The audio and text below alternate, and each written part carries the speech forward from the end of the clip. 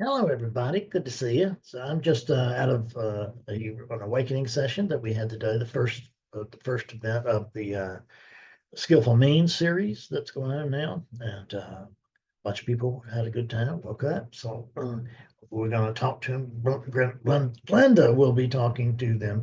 They'll probably come to satsang tomorrow, and I'll talk to them. And then next week, Glenda will be talking to them, and on and on. It's a four session process now, a total of 6 hours, I think. Yeah, unless we run long, and I usually do. Any rate, let's go to this. This is the 21st episode of the Enlightenment Chronicles. And this is deceptively simple. It says, given that we can find no boundary to this, whatever it is, then clearly it has no center. Did you, whatever it is that you think you are, think yourself to be the center?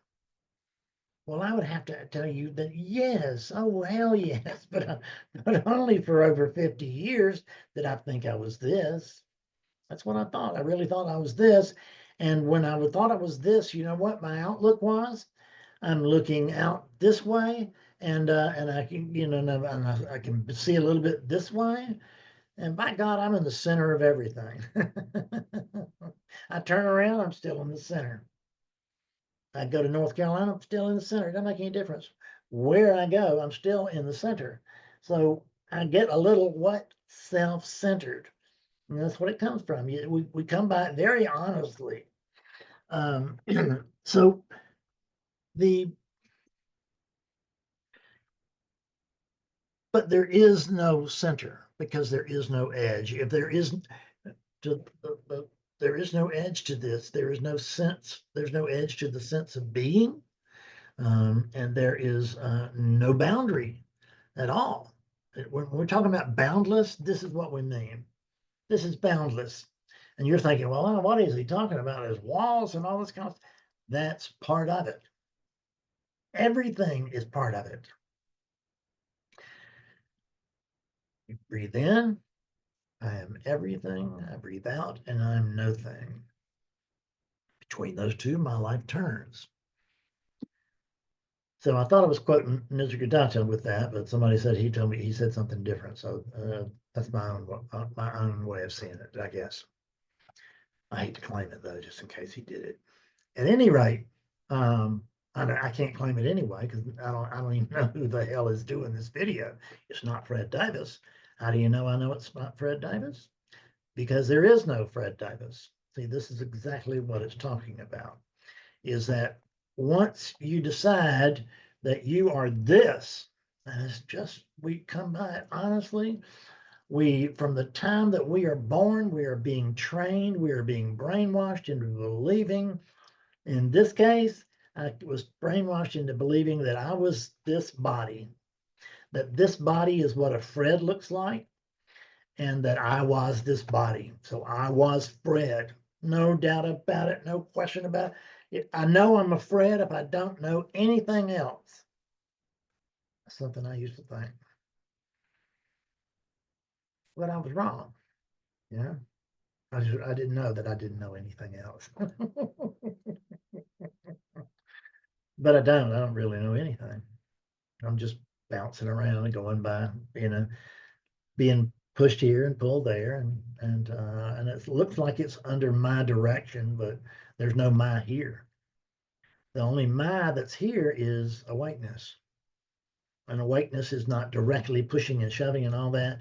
This is just happening. This is the fertile ground for happenings. That's what goes on here. Is there are happenings here, and these bodies are part of the happening, and we think they're separate from this. So that I am on the earth in 2025, but these gloves are just they're because my hands hurt so badly. It doesn't matter. So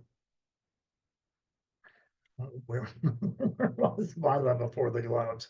I don't know. So I'm just going to tell you that you are not the center. You can just check. I mean, Does it make any sense that you are the center of the universe? I mean, but recently they discovered a quadrillion new solar systems. Hello. May have been galaxies. I don't remember what it was. But whatever it was huge. And you're not in the center of that. This little thing is not even a speck of dust. But to us, it's a big deal. You know why it's a big deal to us? Because without this, there's no experiencing. This body is the avatar for experiencing. That's what it is. And it is awakeness's avatar, so to speak, but it's not like it's an ownership program, right? It is this, this is representative of awakeness, and it's doing it in some way that we can understand, and or at least pretend to understand it. I would never pretend to comprehend it. But at any rate, we are we are not these. So when I am, when I think that I'm searching for enlightenment, I'm always looking out there. It's not out there. You know what's out there? Me. But I'll confuse every object as, as being mine or not mine. This is mine. That's not mine. I like this one. I don't like that one. And we just break up the world into pieces and pieces and pieces and pieces. But we only do it in our minds. The world is one, if you will. The world, oneness includes the world, don't we? When I say the world, I really mean oneness. I've no illusion. I've no illusions to the fact that I am on planet Earth or anything like that, right?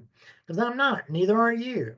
It appears that we are because these avatars are, and it's fine. They're fun. It's good to have these adventures, and we get to suffer because of these things, and suffering sounds like it's a bad deal, but for awakeness, it's an experience.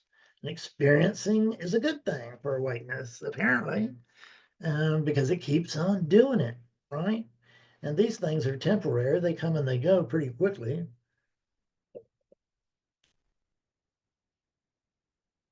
But it doesn't matter because there's more arriving all the time. There's there's more coming in than is disappearing. That's the reason we're having this population growth all over the world, and we're finding out that we can't all have it all. We can't one of us have it all. We just can't. But we all have it all because we are it. So we don't have it, we are it. This is me. When I look around this room, I'm looking at myself. When I look at the computer, I'm looking at myself because I'm seeing this reflection. And I'm also seeing myself back here. That's me and the skull, and that's me, the painting, right? That's me, that little elephant up there too. There's nothing that's not me. It seems ridiculous, doesn't it? But it's true. There's nothing that's not me. I am the whole potato. And at the same time, there's no potato here. I am indeed everything. But from another perspective, I don't understand it. I am also nothing. And rather than say nothing, I'll say no thing. I am no thing because it seems that there's something here, but it's not. It's not a noun. It's not a person, place, or thing. I don't know what it is. I don't know what's speaking to you. Don't care. Because it's easy. This is all easy. This is fun. This is, I mean, it really is. I mean, I've suffered so much through this body. Oh my God. You just can't believe it. In the last 5 years, boy, I would have dumped this thing 5 years ago if I'd have known what was coming. But I didn't. And so I just lived through every single thing. And at least I knew that it wasn't my problems. I knew that it wasn't my pain, that it was just pain. And so there's nothing personal about it. And that's a big help when it comes to pain. Knowing that you are not the center of the world, you are not the center of all experience. you are just one more thing. You are one more no thing that composes the big thing, which is really no thing. So confusing. I used to contribute this to Nisargadatta, but everybody says it's not Nisargadatta. He said something similar, but not this. So what I tell you is that when I breathe in, I am everything. And when I breathe out, I am no thing. And between those two, this life turns. I say this life, I don't want to say my life because I don't have a life. I've got whatever the hell this is. You've got the lives, but and which is good, except for the fact that, of course, these things are going to die. That's when it's really good not to be the center, is when it comes to the death thing, because you don't die. You can't die. You can't die. So let's get that out of your mind. The unit will. The unit will die, but you will not die. You are here now. You are this. You could just say, as a way of kind of trying to grab hold of this thing, you could say that space is the body of awakeness. That space is your body. Okay, space is your body. So where are you? Well, look at that. You're everywhere. You're everywhere, but we can't see you. So you're actually nowhere. But there's some living happening in between those two. We don't understand it. We call it lifing, right? Others call it life, but there's no set point or anything. It's lifing. And I am lifing through this unit. I am fretting. And I'm also, whatever your name is, I'm bobbing. I'm caroling.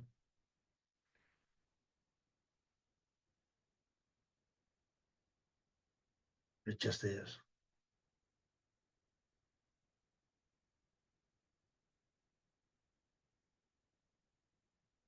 Come on. Come on. Recognize that it just is. They're just you. They're just